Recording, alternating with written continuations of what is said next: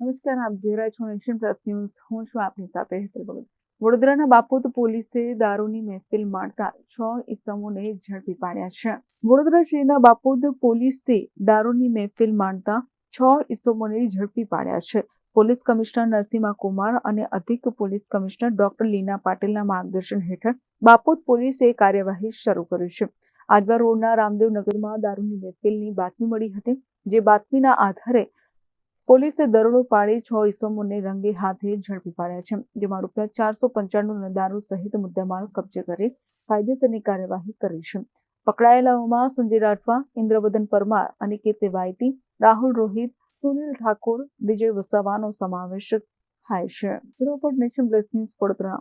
સમાચારોના સતત અપડેટ મેળવવા માટે અમારી નેશન પ્લસ ન્યૂઝની યુટ્યુબ ચેનલને સબસ્ક્રાઇબ કરો, બેલ આઇકન દબાવો અને જોડાયેલા રહો ફેસબુક, ઇન્સ્ટાગ્રામ અને ટ્વિટર પર.